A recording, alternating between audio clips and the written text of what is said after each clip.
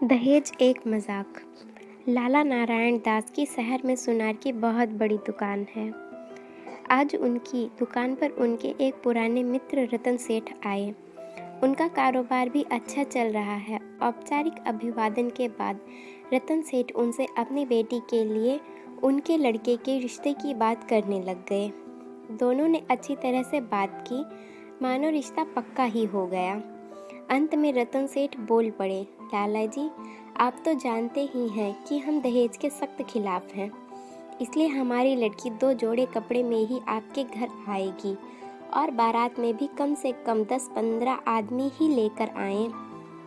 दहेज न मिलने की बात सुनते ही लाला नारायण दास जी हैरान रह गए, पर उनसे एकदम से रिश्ते को मना करते ना बना। इसलिए उन्होंने कहा, मैं आपकी सोच का बहुत सम्मान करता हूँ। वैसे दहेज के मामले में तो मेरे भी कुछ ऐसे ही विचार हैं। इसलिए मैं भी अपने बेटे को अपनी जायदाद से बेदखल कर रहा हूँ। उनकी बात सुन रतन सेठ दंग रह गए और बोल पड़े, यह जो दुकान है, यह तो मैं अपने छोटे भाई को देकर जाऊँगा।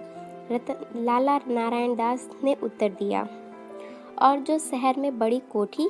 रतन सेठ ने कहा, उसे तो हम मियाँ बीबी हरिद्वार जाने से पहले बेच देंगे। लाला नारायण ने उत्तर दिया, अजी फिर भी आपने अपने लड़के को देने के लिए कुछ तो बचा कर रखा होगा।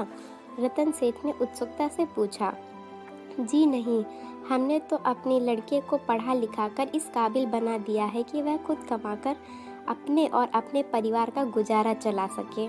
लाला नारायण दास की बात सुनते ही रतन सेठ हक्के बक्के रह गए और थोड़ी ऊंची आवाज़ में बोल पड़े, मुझे माफ़ कीजिएगा लाला जी, मैं किसी कंगाल लड़के से अपनी बेटी की शादी नहीं करूँगा। पर रतन सेठ, आप तो कह रहे थे कि आप दहेज के खिलाफ हैं।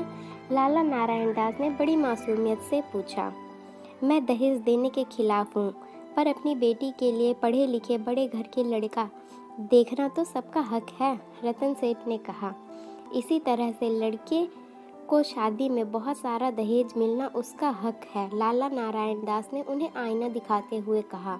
नारायण दास के मुंह से निकल पड़ा, हे प्रभु, कैसा जमाना आ गया है। लोग अपनी बेटी के लिए पढ़ा लिखा, अमीर और नौकरी पेश लड़का क्यों देखते हैं, जब उन्हें दहेज देना ही नहीं है। बात बिगड़ती देख रतन सेठ बोल पड़े, अरे लाला जी, लगता है आप तो नाराज हो गए। इतनी पुरानी दोस्ती में मजाक भी नहीं कर सकते। आखिर समाज में हमारी भी कुछ इज्जत है। बेटी को ऐसे ही खाली हाथ थोड़ी ना भेजेंगे। इतना सुनते ही लाला नारायण दास ने मुस्कुराते हुए कहा, सेठ जी, मुआफ़ी चाहूँगा, मैं भी आपकी तरह मजाक कर रहा था, वरना एक एक पाई जोड़कर बनाई इतनी धन संपत्ति को भला कोई दान देगा। अब दोनों की बात पुराने विषय पर लौट आई और दोनों ने एक दूसरे को शादी की तारीख तय करने का आश्वासन दिया। धन्यवाद दोस्तों।